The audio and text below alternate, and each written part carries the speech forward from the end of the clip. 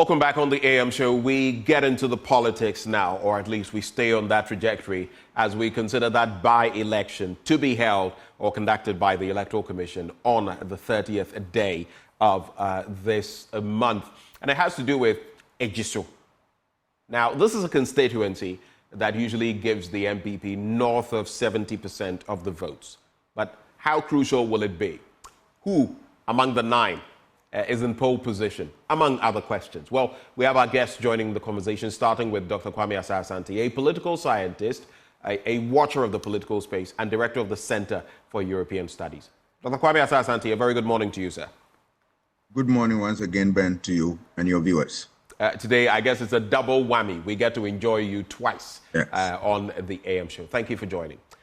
For you, basically, now, with the background, everything that has happened, I don't need to walk you through that. You're already in the know. But are you surprised by the numbers that have popped out of nowhere in some instances in respect of the Ejisu By-Election?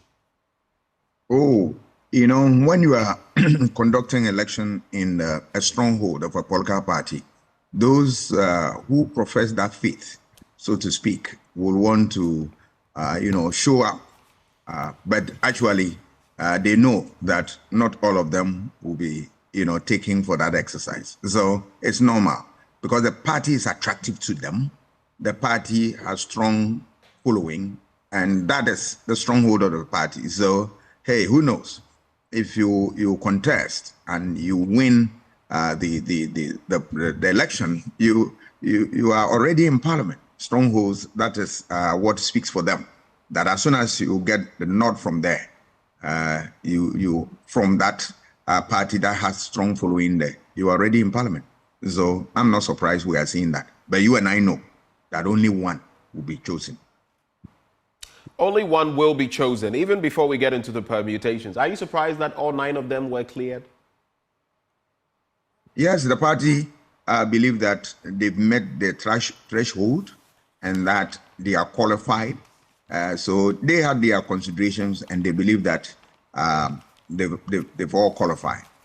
Some of these things, you can also understand that sometimes you don't want to incur the wrath of the party, especially when you know that the odds are somehow against you. You want to play safe and all that.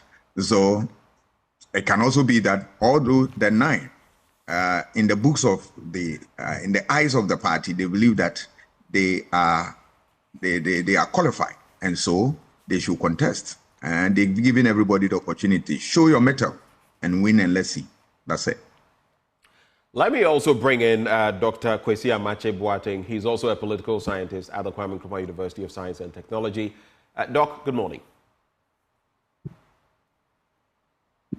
Hello, Doc. Good morning. Good morning, Ben. It's really good to have you join the conversation. Doc joins us on phone. For you, of course, no one was hoping that we would have another by-election, especially in the nature we've got it, the passing of Dr. John Kuma. But it has come, and people have gone through the vetting process of the NPP, 9 of them. Any surprises in there that all of them made it through? And maybe we can also talk about the relevance of Ejisu to the NPP. Okay, thanks for the opportunity, and let me say good morning to your listeners. I'm not surprised about the fact that all of them were clear. But actually, having 9 people contesting for one position, irrespective of the cost involved, to me, is quite surprising. Because at the end of the day, it involves investment, huge amount of money. And taking that, we are all rational.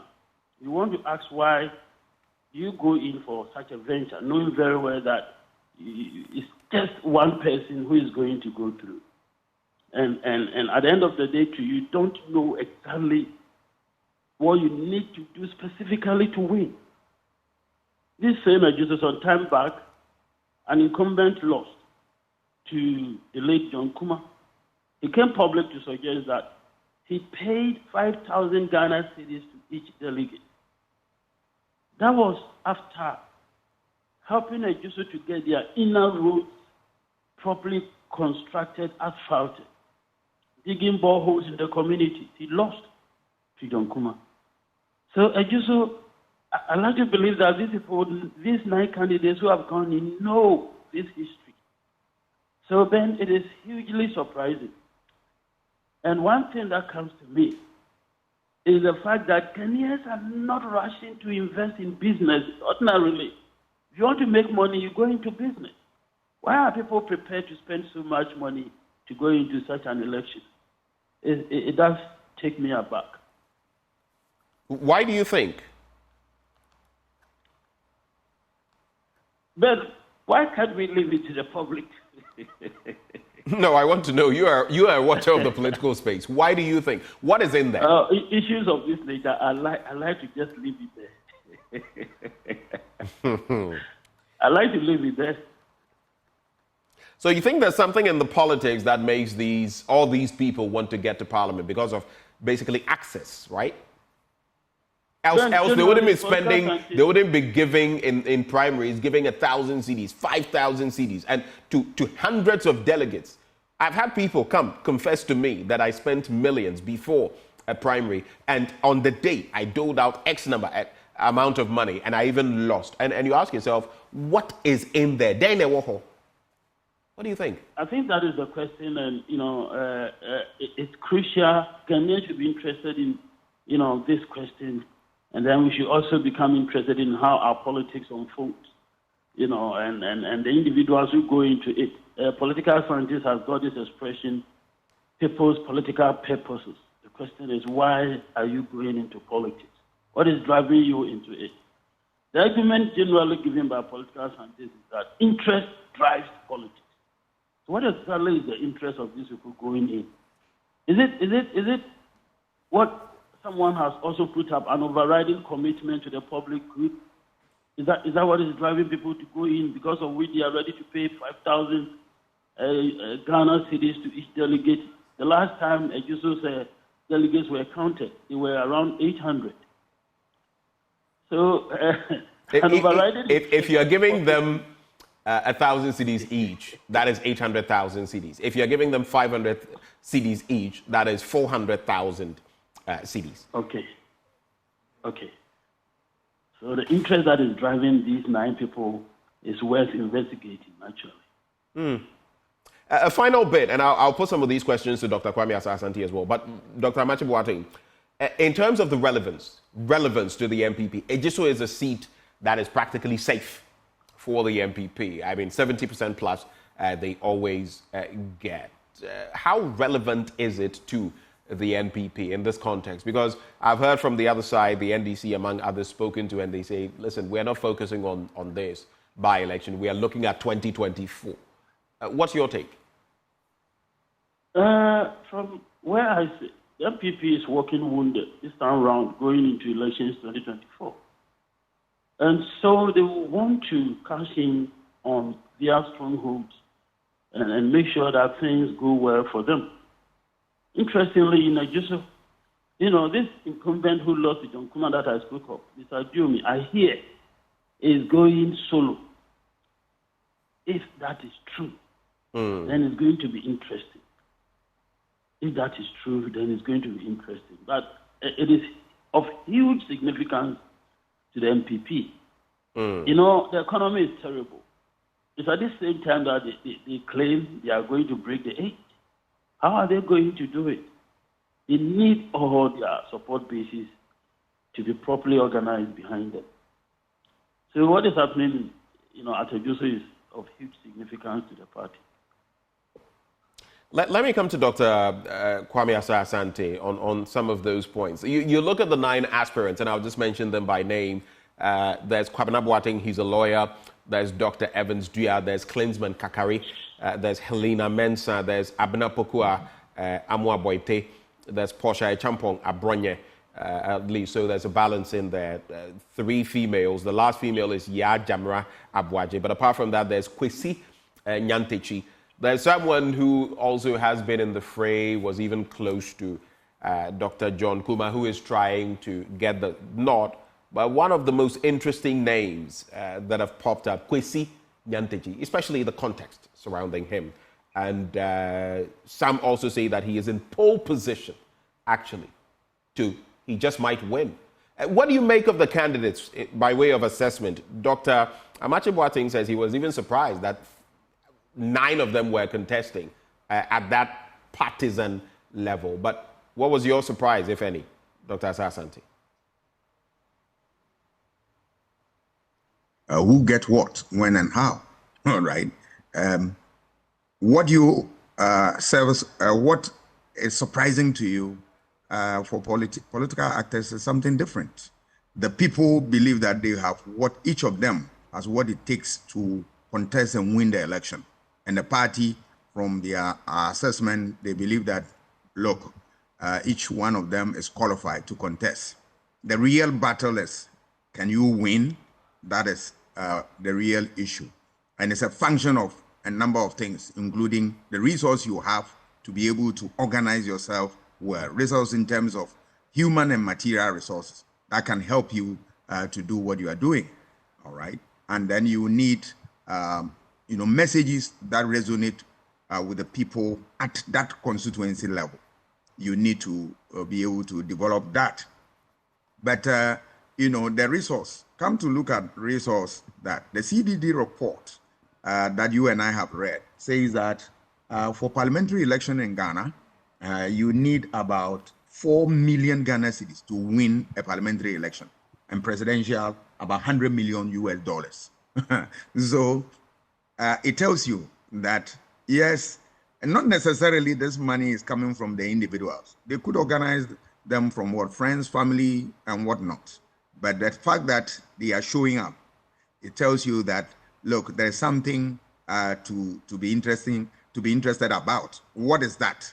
That thing is that for Ejisu, once you win the election, the primaries, once you qualify there and you win the election, you're already in parliament. So Ejisu is critical.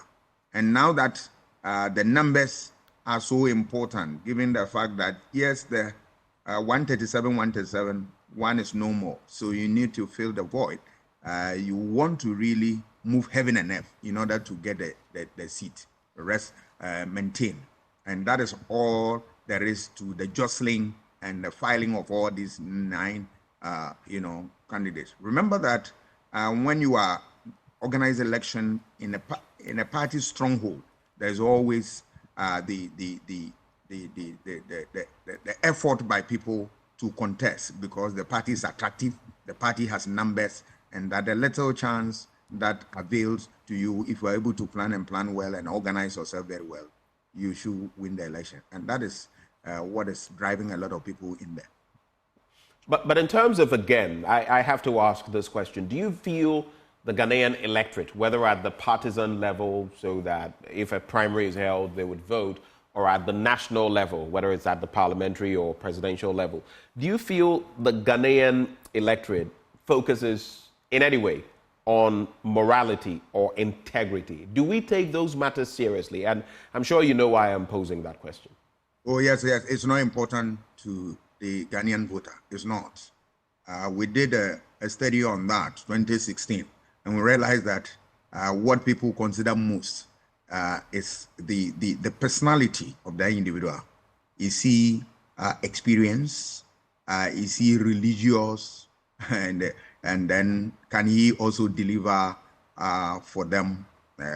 These are some of the things, but no, not necessarily what you are talking about. So because if that is what we are looking forward to, then you ask yourself, is that what we bargain for when political parties fail to deliver on their own promise? And what we do to that? We end up coming to the next election, coming to glorify them, and then what? Vote for them again, only to go there and deceive them. So that cycle continue to what? Exist. And we are not ready to break the neck of that cycle. So it's gradually becoming albatross around our neck. And that is why when you have somebody from a political party who is disenchanted and go as independent, then you see the party is really in tears. And these are some of the things that explain the dynamics within such political setup. Dr. Asante, hold for me, Dr. Amakye Boateng. Let me bring in the Director of Research and Elections of the New Patriotic Party, Evans Nimako. He joins the conversation. Good morning, sir. Good morning. It's been a while. The last time we had an interaction was in the studio after that meeting at Gimpa. Today I get to catch up with you again. Let's talk about the Ejisu by-election. We've seen the list of 9, all of them scaling through. Some of my guests this morning are surprised that for a by-election you have such big numbers, and some are even asking about what it is in Parliament that gets all these people interested. But from where you sit, were you surprised? Well, thank you very much, and good morning to the panelists on the other side and your listeners and viewers.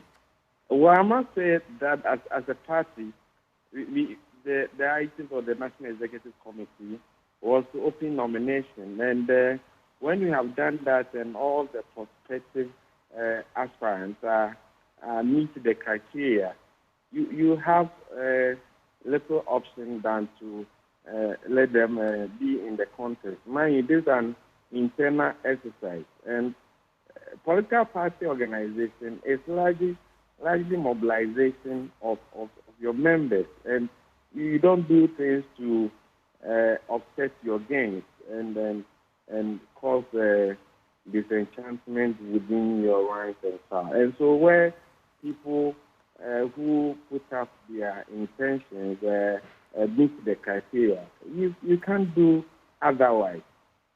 The flip side of what you told me, take it that the party says we are imposing candidates, or this is the person who must be sponsored for this by-election. What will be the outcome?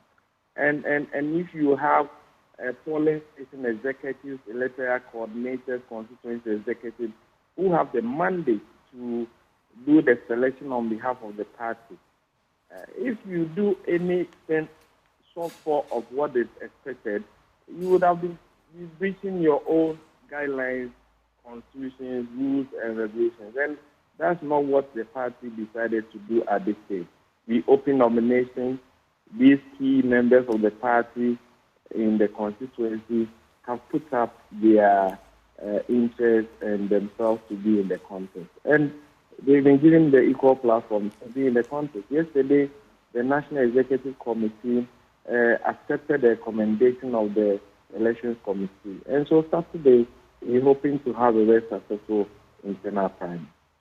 There seems to be some balance when it comes to gender. Of the 9, 4 are female, 5 are male. But some have also looked at the list and said, while Ejisu may be a safe seat, so to speak, for the NPP, you get 70% plus most of the time, some are saying that getting a candidate as strong as, God bless his soul, Dr. John Kuma, is going to be difficult, and that could impact your votes in the general election. Because this by-election, for some, it is a done deal. But will that person who emerges be able to garner the sort of support, not just at the parliamentary level, but also on the presidential front? Because sometimes you see that affects voting, skirt and blouse and all of that. What's your reading on that subject? Well, I think at this stage, people are entitled to their opinions. And I can also put out that you have a little challenge because you don't know the background of all the candidates in there. You don't know Kwabena Boateng, a lawyer, a lecturer, Evans Bia, a chartered accountant, a claimsman, a businessman, Helena Mensa, who is serving as her second term as the presiding member in the municipality, Abna Popia Amo Aboite, a hotelier, a lecturer. You're looking at Portia, a champion, a lawyer, Kwesi Nyantechi. You've known Kwesi Nyantechi in the sports subsector of Ghana, Aaron Prince, a teacher, Yaya Jamna Boaji, a businesswoman, a politician. And so you have difficulties because, as you see, you wouldn't know them. And as a party, having conducted the background, assessing them by the requirements of the 1992 Constitution, Article 94, assessing them by our party's constitution, our guidelines, rules, and regulations. I would not want to go along the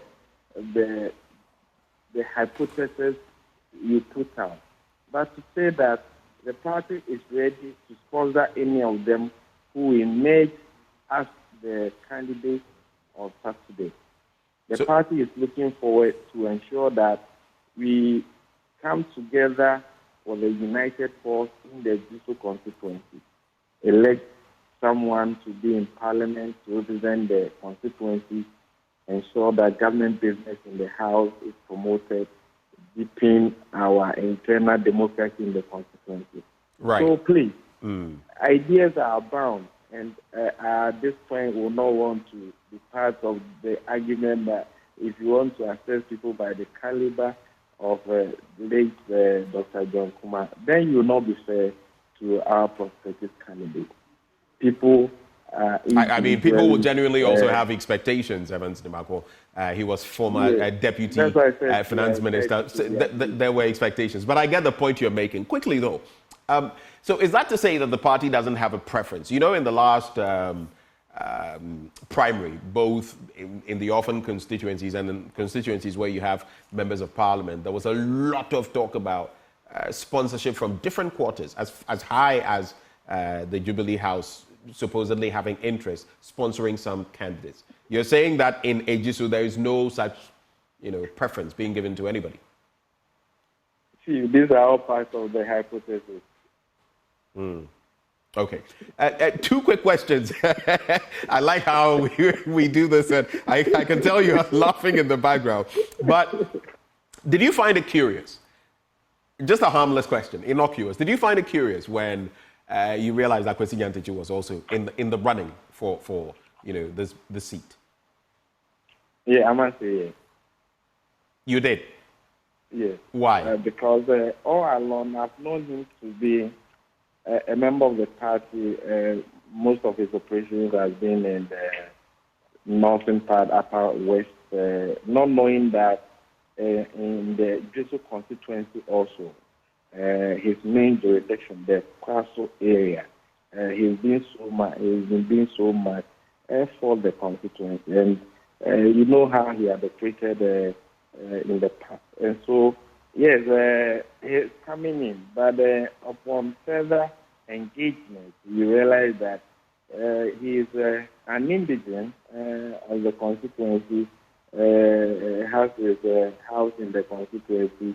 There's a lot of politics in there. And so, to me as a friend, but upon further interrogation, I'm not surprised again. I asked my guests, Dr. Amache Boateng, together with Dr. Kwame Asah-Asante, about whether they felt that in these votes, whether in this microcosm by-election, the main election, parliamentary, presidential, that they felt Ghanaians had an interest in voting on moral grounds or based on integrity, among others. And they said no. Do you think differently? I mean, people vote on different issues. Anytime you're going to elections, we conduct research, and the issues will vary from regions to regions, from sectors to sectors, and your mere look will let somebody vote for you, your tribe, your religion, and all that. So a lot of factors will come together for someone to be voted for by the electorate.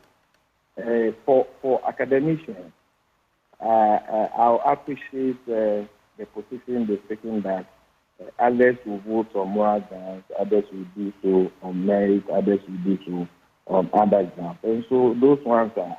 But as a political party, you put all those together, and when we are doing our selection, we start with the vetting process.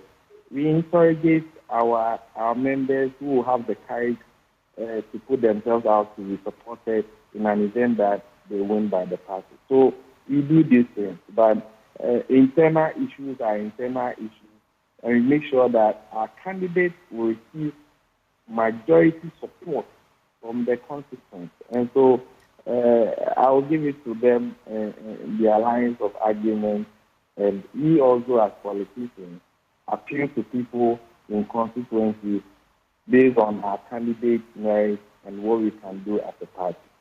All right, I have some quick questions for you, and then I will let you go. We are so grateful that you stayed with us, but please just stay with me a little longer.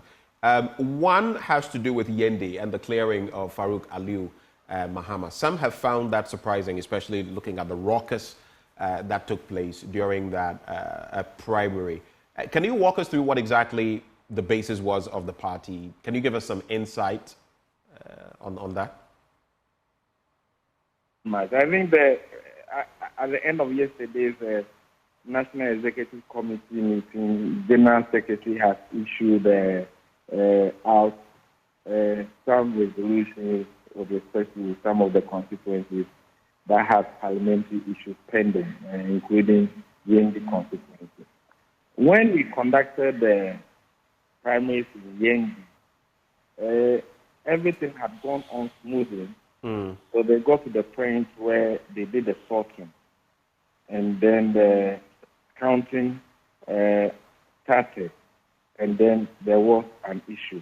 Yes, but that issue was a crucial one. Someone took the ballots, ran away, they were torn up and all that. And the EC said that there had to be a rerun. The Electoral Commission that supervised this called for a rerun. No, I don't know whether you have the full report from the Electoral Commission. The Electoral Commission gave reports to the National Executive Committee.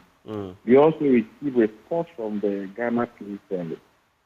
Our National Executive Committee is the committee clothed with the authority to decide on candidates for each of the constituencies we have in Ghana.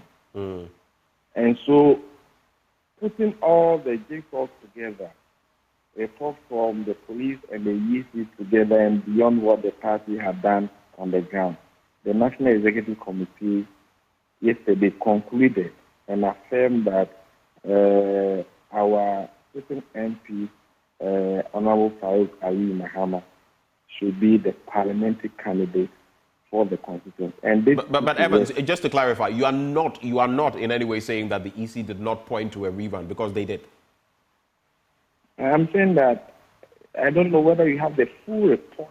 but I'm saying that the EC said there had to be a rerun. I mean, yes, as National Executive Committee of the party, you have your role, you can decide what goes, but that's not what the EC said. The EC called for a rerun.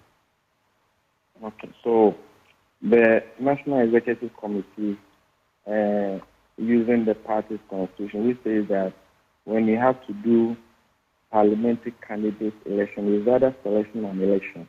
Right. And when nominations have been opened, where there are sole candidates, those persons are claimed for those constituencies. But when there are more than one, then you do contest. Okay. Where you have done a contest and there are issues, a decision has to be made. At the end of the day, the National Executive Committee says that this should be the way to go. I think it put to rest all issues from both sides, and the party is taking up other arrangements in the constituency to ensure that we go into the elections ahead of us and win massively as we did in 2020.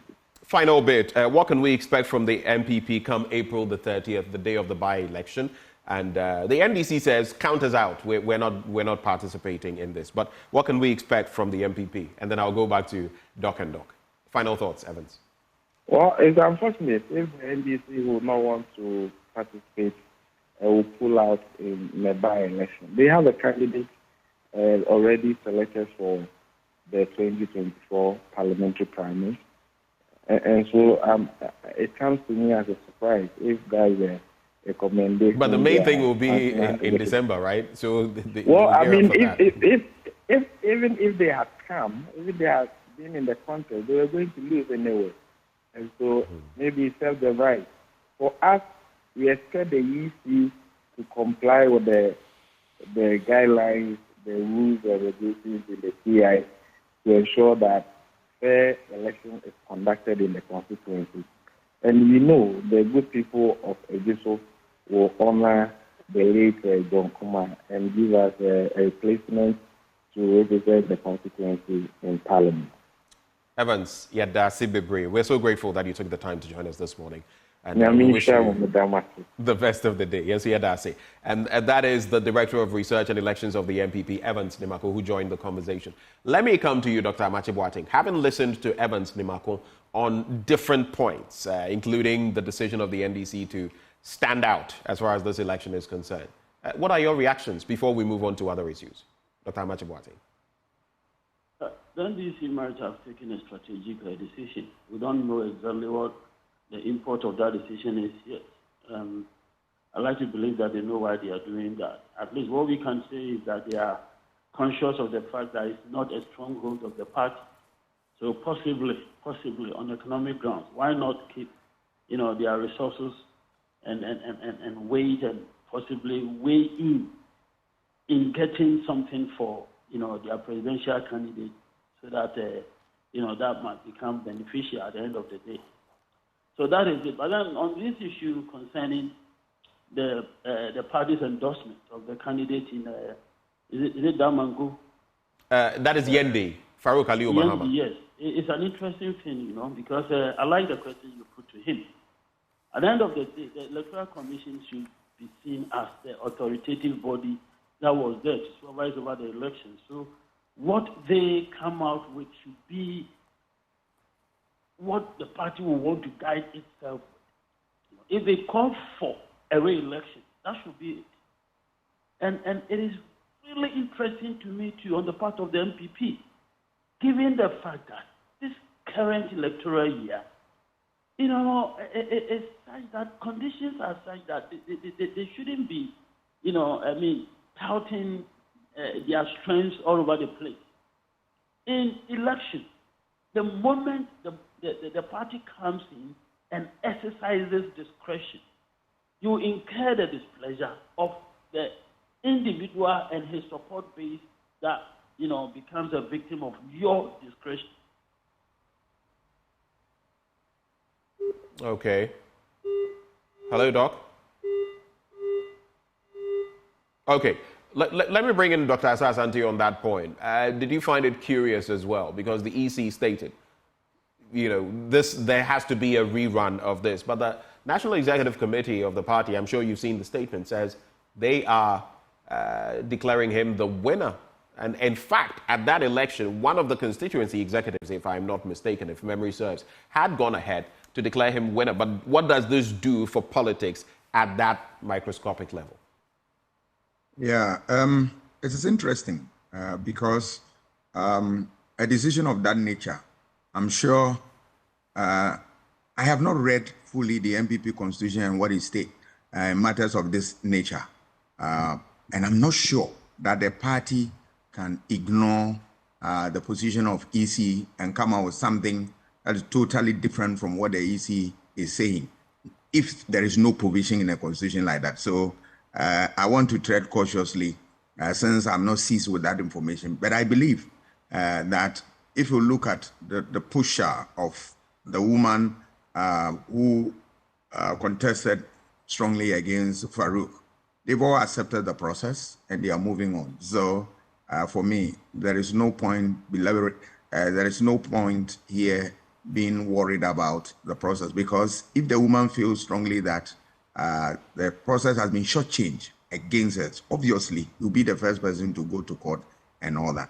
But Doc, you also know how our political space is and how, for the sake of posterity or the future, and maybe contesting again, sometimes you will take that bitter pill because you are looking for the next opportunity and not railing against the party so that you will not have, or you'll be written off. You are fully aware of that, because the posturing of the lady post that election is very different from, whatever concessions she may have made. I agree.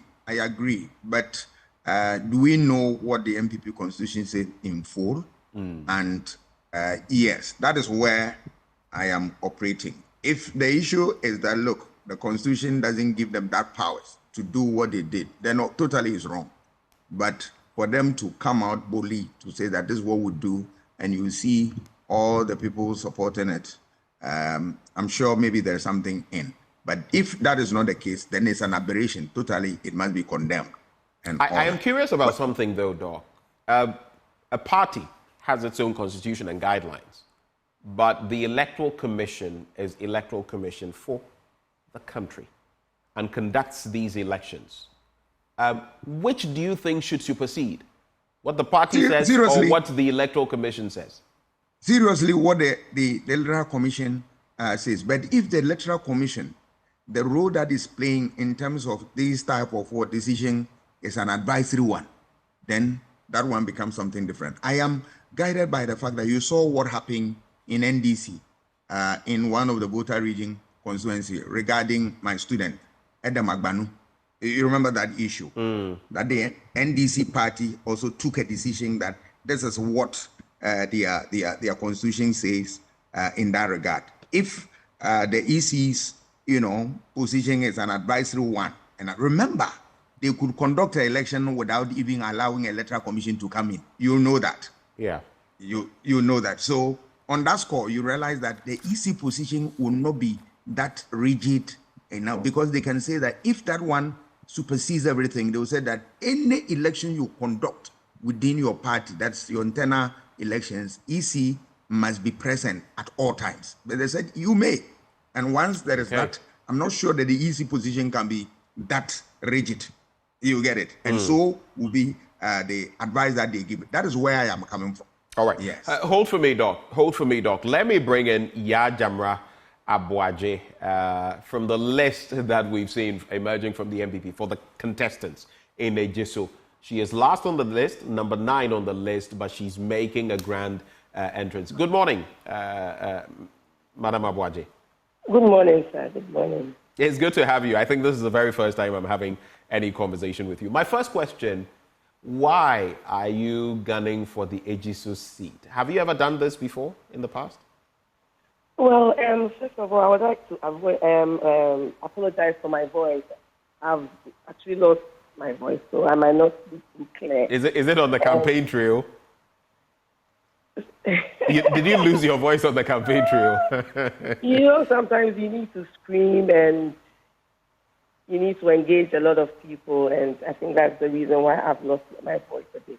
Oh, I see. I also like to extend my warmest greetings to your listeners. And yeah, back to your question. I come from Bonre, and I started as a polling station organizer, and then I rose to being a national officer. And the reason why I decided to contest this election is because, one, I have the experience, and two, I was working closely with the MP, that's lawyer Kumar. Okay. And I know the dynamics here. Fortunately, things are not that bad here after I've engaged the delegates and also even the constituents, because after this election, we are moving straight to the by-election. So it's like you're doing 2 in 1. And it's not just about any candidate. It's about a candidate that can fit into the shoes of John.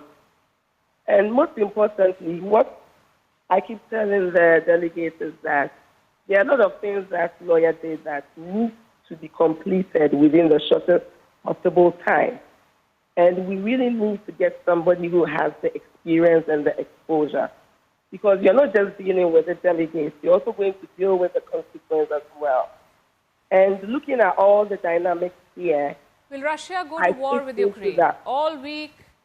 I fit into that position of being their MP and leading them into the 2024 elections and winning massively for the NPP. I see. What makes you think you are that candidate? You speak of someone who can fit into the shoes of Dr. John Kumar. You say you've worked with him and all of that. But apart from that, what makes you stand out? Of the list of 9, you have lawyers in there, you have administrators, you have a former football administrator in the person of Kwesi Nyantakyi, among others there. Big wigs. What makes you stand out? During the 2016 campaign. I was part of the Ashanti Regional Campaign Committee. And then in 2020, I was also part of the campaign committee. And I've also been a financier, one of the financiers for the Women's Wing in the region. Politics is about experience. It doesn't matter how long you've been in it, but it's about where you've tried to fit in. When I came, I didn't think, like I said to myself, that I was ready to learn. And I was ready to learn as quick as I could. So I started from polling station, and then within 2 years, with all the hard work that I did and dedication, I was moved straight to being a national officer. This constituency is actually big. It has more than 100,000 constituencies here. It's not just a candidate that is known or popular. You need somebody that has connections, somebody that can bring a lot of developments into the constituency. And with my track record in the party, I know that I can be their MP, I can lead them. Your track record in the party. Yes. What realistically, there are 9 candidates, 4 of you are women. So it's not a one-horse race, even from the women's end of things. I'm saying there are 9 of you, 4 of you are women, right? So even from the female standpoint, because people like me, we want to see more women in political office. But what do you think really are the chances of a woman getting the nod in this field? Okay, so the dynamics here is, our 3 MPs that have led the constituency have always been come from the Ejisu top. We've never had a candidate from Ejisu down. And so you mean Ejisu South, lower Ejisu? Yes, lower Ejisu to Bonre. We've also not had a female representing the constituency. And looking at what John did, it was more like he had this kind of abadaye, sort of like, somebody that is like a mother who was bringing everybody together, trying to do his possible best to satisfy them as much as he could.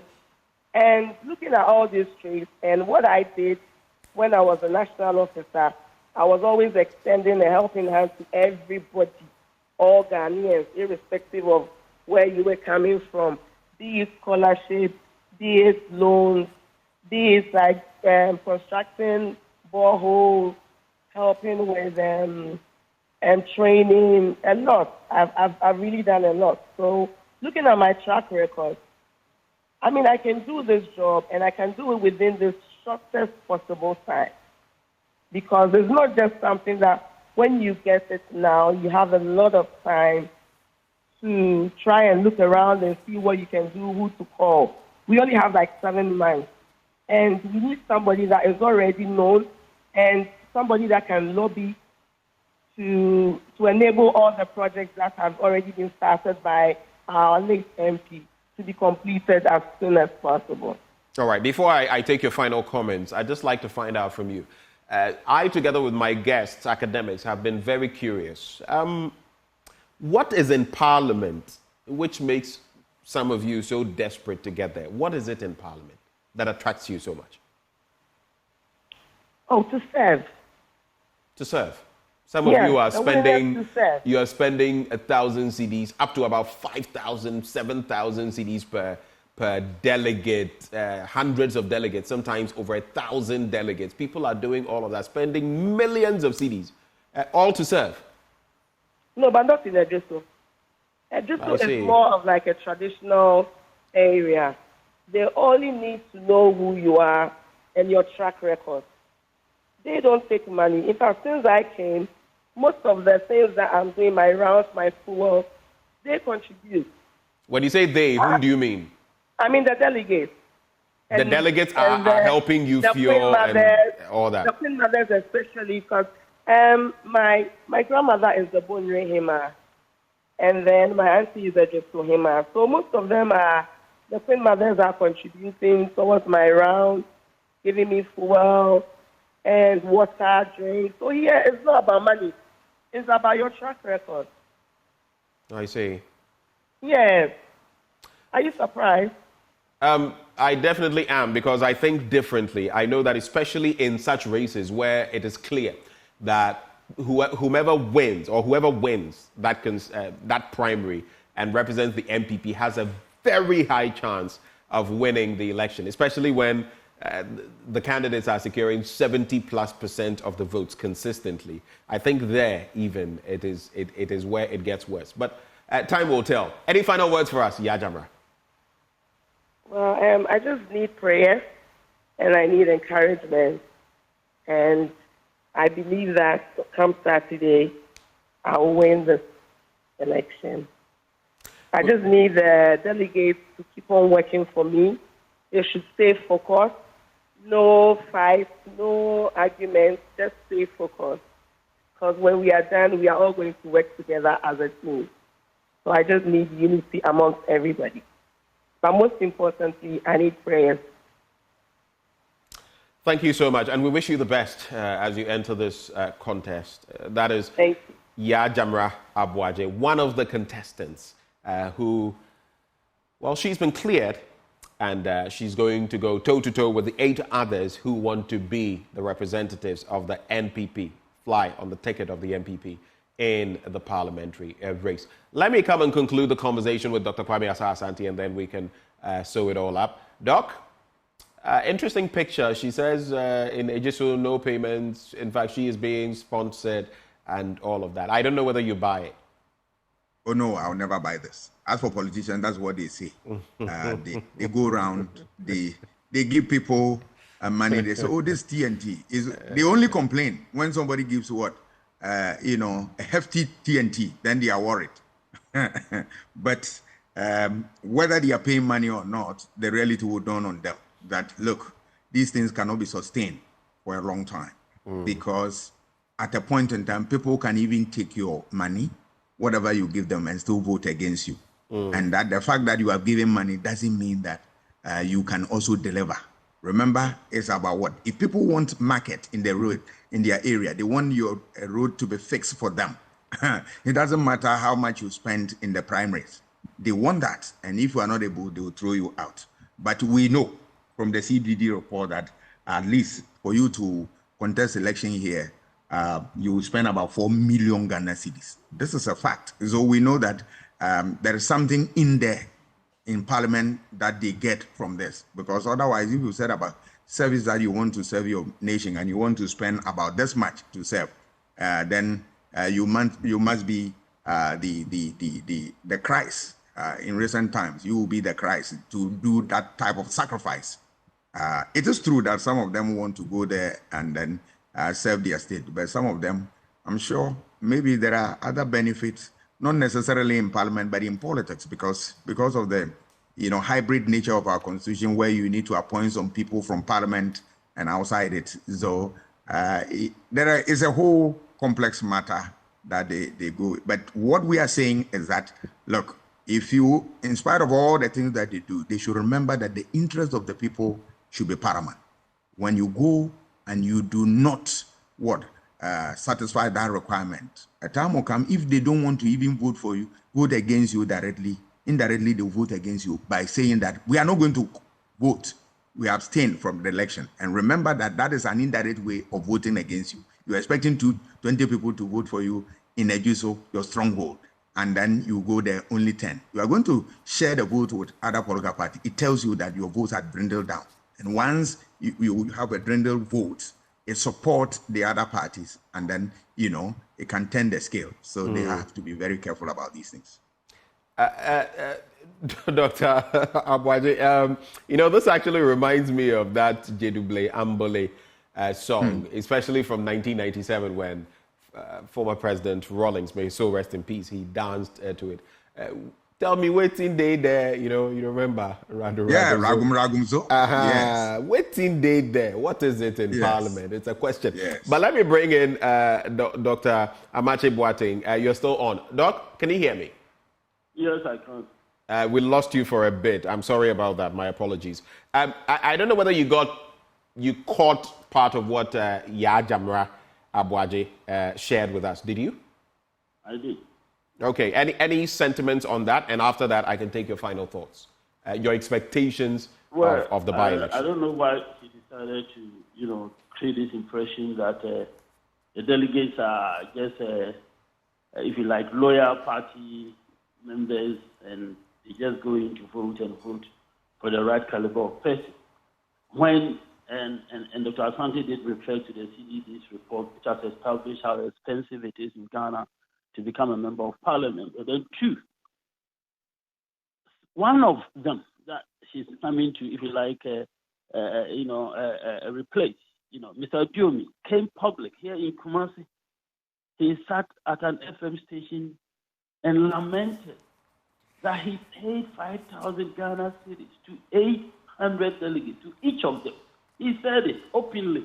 She was in the party. She heard it. And yet today she stands before all of us, the whole country, and makes that statement that she made. That's quite disingenuous, on her part. And, desiring to go to parliament with such an understanding, leaves a lot to be desired. I don't think it is proper. Okay.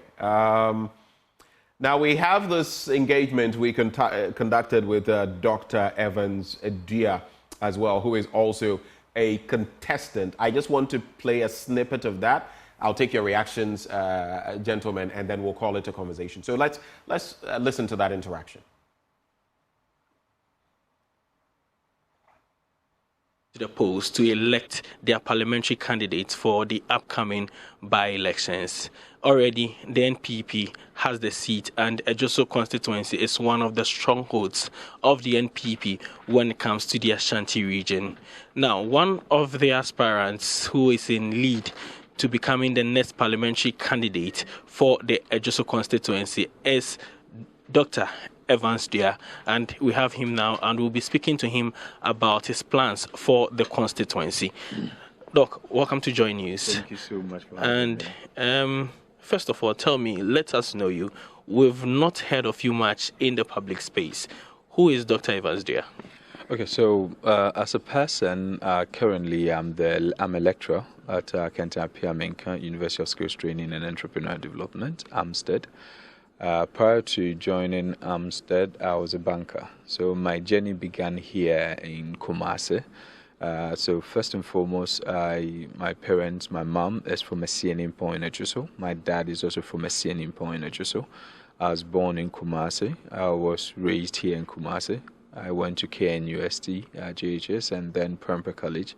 So after Prempeh College, I got a UNESCO scholarship during His Excellency John Ajikwu Nkofor's era. That time, we used to have Honorable Elizabeth Ajimai as the MP for Foricrom.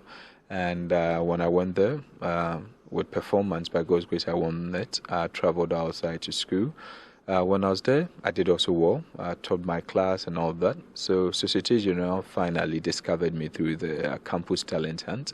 I had the privilege of being trained at Société Générale head office in Paris, La Défense. I moved to Casablanca and Agadir, Morocco, to also do some few works. And then when I decided to have stayed in Paris and worked there, that is when Société Générale had, there was a merger and acquisition in terms of SGSSB. So knowing that there was SGSSB, it was easier coming down, and that's when it became Société Générale Ghana. So I joined them, and I came back in Ghana. I was at the head office, and then at the beginning, I moved to Kumasi. So in Kumasi, I would say that I did well. I won about 5 awards with them. I remember in one particular calendar year, including winning Best Employee Award nationally for the bank. And that is when I moved on further with my academic stuff. So after my doctorate and other professional courses, His Excellency Nana Dankwa Akufo-Addo and Honorable Dr. Matthew Opoku Prempeh helped and said that University of Education Winneba, the Kumasi Mampong campus, should gain their autonomy. So when they gained the autonomy, that's when I joined them, and I became a lecturer there. So I'm lecturing MBA, BBA, MPhil, and MTech courses, and help with the research. After 3 years being there, I'm currently the head of International Relations and Program Section with Amstead. I'm also a consultant. I have my own consultancy firm where I help with government projects. I also help with private and also for businesses that are looking to run some feasibility studies in establishing in Ghana.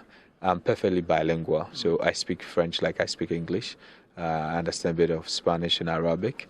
I'm a chartered accountant with ICAG. I am with SEMA, and so I'm a chartered management accountant. I'm also with the AICPA, which is more like chartered public accountant in the US. I'm also a chartered financial economist. I do some consultancy work sometimes for the World Bank, MasterCard, UNDP, among others. So I would say I've had a bit of a very young and enriching experience. And what has built me over the period is my tenacity to always want to do more for people. So you are contesting with 8 others to become next in line for the Ejisu seat. What makes you, or what keeps you above the people that you are contesting or you are in this race with? So in terms of my competitive advantage over them, will be in 3. The first then is that all the other 8 were competitors of Honorable Dr. John Apontuekuma. These were people who all of them wanted his seat whilst he was alive. However, prior to the primaries, none of them dared to even come forward to compete him. What that means is that his works were speaking so loud, were so strong, that none of them felt they could lace their boots to step into his shoes. I, on the other side, I'm like a chef. If you go to maybe a hotel, restaurant, and then you are served a very good food, you enjoy it, but sometimes you don't even get to know the chef or the cooks and the people behind it. I was one of the cooks and one of the chefs with Honorable Dr. John Apontuekuma. What it simply means is that I was part of the brains and the hands behind the scenes doing a lot of work. So I then now step into his shoes to continue his legacy. I'm saying this, and everybody who was close to John knows it, that 2 weeks before his passing, I accepted to have become his technical advisor and spokesperson if he had been named the running mate, which we hoped for. But I can't speak for His Excellency Dr. Mahmoud Bawumia. But for our camp, if he had been named, I would have been his technical advisor and spokesperson. What it means is that I am the one coming from his camp, and we would continue with the legacy that he did. And the pitching will continue. Dr. Evans, you are pitching himself for the slot and stating his merits, if you like. I'll give you, gentlemen, the option of reflecting on whatever you want to reflect on, whether his bit or, and add your concluding comments. I'll start with you, Dr. Kwame Asah-Asante. I think he's a towering personality in terms of his credentials and experience. And given what he has said, if it's all true, then it means that he has lived with the people, served them, and all that. But the real issue is that in spite of all these things, you need to be able to organize yourself well to be able to win the hearts and minds of the electorate to give you the votes. That is what he has to spend all his time on, and I'm sure he's not oblivious of this. But apart from that, he also has to know the problems of the constituency. If you would judge him by what he said, that he was in behind the scenes working for the late MP, then he must also be conversant with the problems that confront the constituency, and that he believes that if given the nod, he will be able to address the problems. All these things might find expression in his campaign so as to win what sows for him. We wish him the best, and I believe the best candidate will win 30th. All right. Dr. Amache Boateng, your final thoughts? I'm not surprised that we have such an individual, a towering personality, where he's coming from. He's really prepared himself very well to serve Ghana in whichever capacity he finds himself in. But then there's something that has, come to me. It just appears to be a blessed constituency because, it just has got a good number of people, many of whom, can represent them very well. And then there's one thing too, the parliamentary candidates, eventually the member of parliament that come out there also do address themselves to the needs of the constituency. Mr. Diomi did it, Dr. John Kumar did it, and now those who are coming, obviously. And it's interesting that many of them claim that they'll be working so closely with the later John Kuma. And given what I just heard from our brother, definitely he has what it takes to win. If indeed what he's telling us, and I have no doubt to believe that what he's telling us is the truth, then there's something, playing the game and knowing how to play it. Knowing how to play it. He knows how to play it, if indeed he's coming from where he claims he's coming from. I won't be surprised if he wins. Thank you very much, Dr. Kwesi Amache-Boateng. He's a political science lecturer at the Kwame Nkrumah University of Science and Technology. And we also had, joining the conversation, Dr. Kwame Asah-Asante, also a political science lecturer at the University of Ghana and director of the Center for European Studies. We also had, joining the conversation, that interaction with my colleague. We had Dr. Evans Dua, a contestant, and Yajamra Abwaje interacted with me here. Now,